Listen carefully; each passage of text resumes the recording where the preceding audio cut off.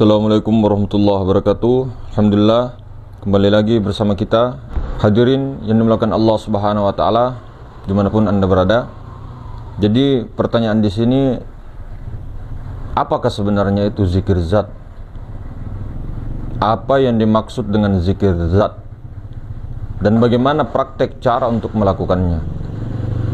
Nah, di sini hadirin semulakan. Jadi zikir zat ataupun istilah dengan zikir nurullah, atau istilah dengan zikir mutlak, atau zikir rahasia, ini sama saja. Beda nama tapi satu tujuan. Jadi zikir zat itu macam-macam. Ada huwa di dalam thariqah lain, ini zikir zat. Kemudian ada zikir itu juga zikir zat. Kemudian zikir la mawjud illallah, itu juga zikir zat. Ada juga zikir hu, itu juga zikir zat. Jadi macam-macam. Ada juga yang ha, itu juga zikir zat. Jadi ha itu zikir zat. Jadi hadirin semulakan Allah Subhanahu wa taala, apa yang dimaksud dengan zikir zat? Jadi yang dimaksud dengan zikir zat itu tadi fananya semua bentuk-bentuk yang ada, jisim-jisim, jirim-jirim, semuanya yang makhluk-makhluk itu semua tidak ada. Kemudian tidak ada lagi zikir di situ. Jadi zikirnya itu hanya sadar, la sautin wala harfun.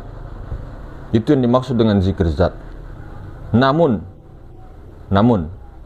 yang zikir-zikir yang kita sebutkan tadi, ha, hu dan sebagainya, huwa, ketika itu tidak mengalami keadaan fana semua makhluk, dan nyata senyata-nyatanya yang diingat itu, artinya ini secara syariat kita yang mengingat, secara hakikatnya dia sendiri mengingat dirinya melalui nurnya.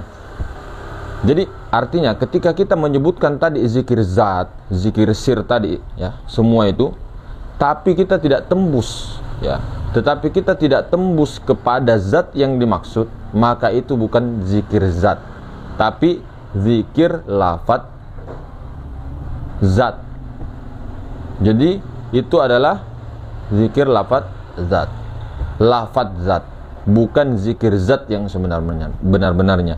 Karena zikir zat yang sebenarnya itu, dia itu bukan hanya terfokus kepada huruf-hurufnya, bukan kepada ha, bukan kepada ahnya, namun di dalam kesadaran nyatanya Allah Subhanahu wa taala lebih nyata dari segala-galanya, sehingga yang sesuatu itu tadi lenyap, yang ada hanya Allah. Jadi ibarat alam semesta itu tidak dilihatnya lagi. Nur Muhammad itu tidak dilihatnya lagi. Nur Muhammad itu Allah Ta'ala juga sifatnya, jadi betul-betul tidak dilihat lagi, kecuali hanya Allah Subhanahu wa taala semata-mata, yang maha suci, yang meliputi segala sesuatu. Kenapa? Karena ketika melihat Allah, maka semua alam semesta itu lenyap. Semua alam semesta, wujud majazi, bayangan, semua itu tidak ada ketika telah menemukan Allah. Inilah ma'rifat. Ini yang dimaksud awaluddin ma'rifatullah. Orang yang telah diperjalankan atau ditunjukkan oleh Allah Subhanahu wa taala langsung, atau melalui Nur Muhammad yang lainnya, ditunjukkan langsung zat Allah, dan merasakan betul-betul menyadari zat Allah itu, yakin, isbatul yakin di situ bahwa itu adalah zat Allah, itulah yang bernama Allah, maka orang-orang inilah yang disebut ma'rifatullah. Tapi ingat, ma'rifat itu bertingkat-tingkat. Nah, orang ma'rifatullah ini ada makomnya di muraqabah, ada makomnya di mukasyafah, ada makomnya di musyahada, ada di makomnya di muqabalah, ada makomnya di muqafaha, ada makomnya di fana, ada makomnya di baqa. Jadi seperti itu. Namun orang-orang yang selalu melafadzkan zikir zat, namun belum menemukan daripada zat itu sendiri, maka itu proses, jangan disalahkan.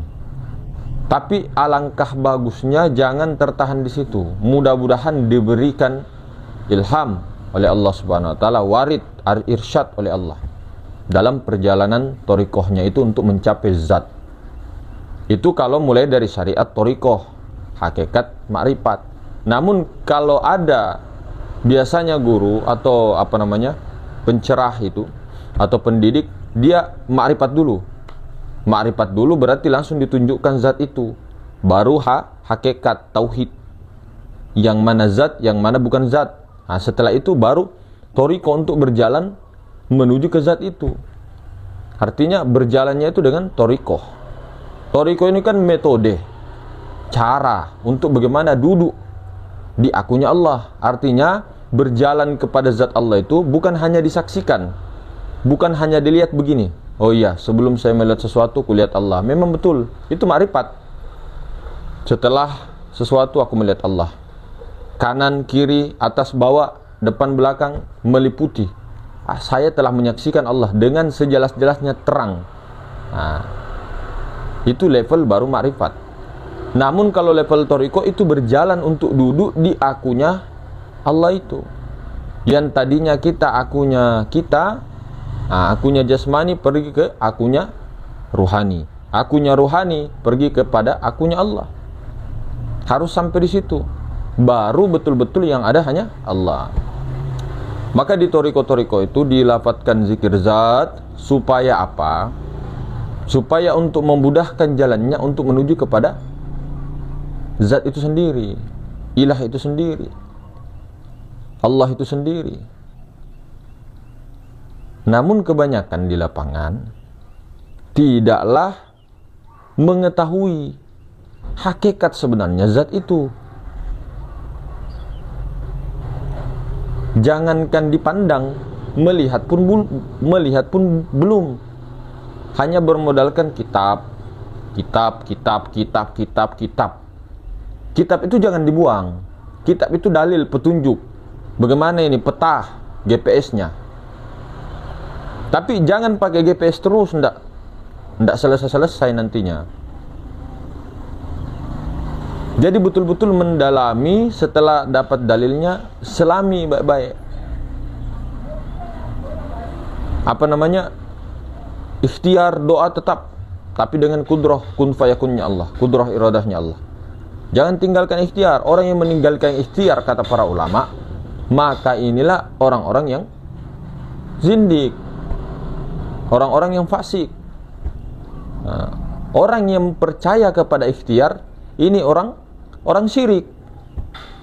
Ini orang, kalau kita berikhtiar, kemudian kita mengatakan ini ikhtiar saya, itu orang syirik, musyrik, itu najis. Tapi ketika dia tidak mau berikhtiar, itu orang fasik, orang dungu namanya. Nah, jadi bagaimana, Pak? Tetap berikhtiar sekuatnya dengan kudrah iradah Allah. Sadari itu Nur Muhammad, gawean Allah, perbuatan Allah, sifat Allah. Bukan kita di situ. Itu maksudnya. Jadi meskipun sekuat tenaga berikhtiar seperti Sultan Muhammad Al-Fatih yang menaklukkan Konstantinopel, beliau mengatakan, selama nyawa masih ada pada saya, selama saya belum ingin mati untuk melakukan pekerjaan itu, saya pasti mampu. Maksudnya itu, sayanya di sini bukan sayanya Sultan Muhammad Al-Fatih, tapi sayanya itu di akunya Rasulullah, itu akunya Nur Muhammad, akunya sifat Allah itu. Bukan dia yang merasa, beliau yang merasa berikhtiar. Sehingga apa? Dikatakan bahwa beliau itu memerintahkan semua pasukannya, panglimanya, untuk mengangkat kapal lewat gunung. Luar biasa. Sehingga bisa takluk Konstantinopel pada saat itu. Di umurnya kalau tidak salah kurang lebih 21 tahun beliau itu memimpin pasukan itu menaklukkan Konstantinopel. Dan ini suatu janjinya Rasulullah, janjinya Nabi Muhammad SAW, bahwa nanti akan ada pemimpin, sebaik-baik pemimpin, makmumnya sebaik-baik makmum, namanya Muhammad Al-Fatih. 600 lebih setelah Nabi Muhammad SAW bersabda, memang betul ada orangnya. Sama juga dengan Al-Khalifatullah. Nah, seperti itu. Jadi betul-betul ketika zikir zat itu tenggelam, lebur, karam di lautan yang sangat bening itu, baru yang ada hanya maha bening itu sendiri. Baru yang melihat, yang menyaksikan, yang menjadi penyaksi di situ adalah maha bening itu sendiri. Menyaksikan af'alnya sendiri, menyaksikan sifatnya sendiri, menyaksikan asmanya sendiri. Zat itu sendiri yang menyaksikan dirinya sendiri. Itu baru dikatakan fana. Namun kalau kita masih zikir-zikir ahkah, huka, huwaka, mau zikirnya dibilang haka, tinggi kah, tapi tidak paham bahwa itu Allah, itu bukan zikir zat, masih lafat zat. Zikir lafat itu sama dengan zikir sifat, zikir nyawa. Nah, zikir nyawa beda-beda Persia. Nah, itu tadi. Jadi benar-benar, tapi kita tidak boleh serta-merta terus menyalahkan dan sebagainya. Tapi jangan dulu. Ketika zikirnya la ilaha illallah, namun dia tembus kepada zat mutlak, diri yang satu, diri yang tunggal itu, maka itu dikatakan zikir sempurna, akmaliyah. Zikir yang melebihi daripada rahasianya rahasia. Meskipun kelihatan la ilaha illallah, la ilaha illallah, la ilaha illallah, tembus dia. Makanya sebenar-benarnya seorang mursyid, tabe ngapunten, pahamkan si salik, pahamkan beliau ketika zikir la ilaha illallah, minimal kasih pencerahan, kasih kajian materi sedikit aja. La ilaha, tidak ada jasmani, hancurkan jasmani, buang jasmanimu, isbatkan illallah kepada ruh. Minimal ke situ dulu. Ruh itu sifat Allah. Ruh itu bukan Allah, sifat Allah. Nah, baru sifat itu yang berzikir. Nah, itu sudah lumayan. Ataukah la, tidak ada tubuh, ilaha, tidak ada hati, illah, tidak ada nyawa, Allah, tidak ada rahasia kecuali Allah, Allah, Allah. Baru pahamkan, tenggelamlah engkau seperti mana di lautan. Nah, baru berzikir. Jadi kalau ini tidak cari talqin, bayat, talqin, bayar pula 3 juta, talqin 1, talqin 2. Jadi begini, kita juga orang Thariqah, artinya begini, bukan kita serta-merta ini, supaya kita itu tidak diserang oleh oknum-oknum liberal, oknum-oknum yang jalur sebelah. Artinya kita tidak begini ya. Artinya begini, kasihan orang-orang yang telah memperjuangkan negara dan dunia, rata-rata itu orang-orang Thariqah. Rata-rata mereka kalau di lapangan itu seperti panglima perang yang tak kenal takut, seperti singa pedang yang sangat luar biasa. Tapi di zikirnya lembut. Apa? Ketika di majelis zikirnya lembut, ketika sama saliknya semuanya temannya saudaranya lembut. Tapi ketika di medan perang beliau paling depan. Siapa pahlawan Indonesia Sufi? Masya Allah. Tidak tahukah? Tidak tahukah kita? Banyak sekali dulu dari zaman abad ke-17 mulai, abad ke-16 mulai. Sudah Syekh Abdul Rabb As-Singkil, beliau itu melawan penjajah Belanda. Syekh Yusuf Al-Makassari Tuanta Salamaka, itu pahlawan nasional. Pangeran Diponegoro, Thariqah apa itu beliau? Thariqah Sattariyah.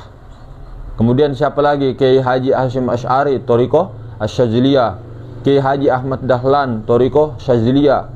Kesultanan Cirebon, Jawa Barat. Kemudian apa namanya? Itu Thariqah Sattoriyah Nuswantara. Thariqahnya yang Ronggowarsito, Sattoriyah. Thariqahnya ulama-ulama di Kalimantan rata-rata pejuang mujahid itu apa? Thariqahnya Sammaniyah, ada yang Qadiriyah. di Sulawesi juga Kholwatiyah Samaniyah, di Jawa, di Sumatera Naksabandia, Qadiriyah, di Malaysia Naksabandia, Qadiriyah Naksabandia. Semua orang-orang Toriko ada sejarahnya. Ada sejarahnya, kira-kira orang-orang Jabariyah, paham Jabariyah, Mu'tazilah ikut membela tanah air itu, lari itu sembunyi. Artinya begini, ketika pejuang-pejuang para sufi-sufi terdahulu yang golongan akidah Asy'ari Maturidi itu sekarang itu sudah dihina setengah mati. Karena kenapa? Dengan kebodohan kita sendiri. Ini bukan kita keluar dan sebagainya, tidak. Kasihan umat-umat generasi akhir sudah memperolok-olok zikir. Contohnya ada itu zikir di TikTok. Imsak, imsak, imsak, imsak, imsak. Mobil, mobil, mobil. Janda pirang, janda pirang. Ada itu seperti mengolok-olok.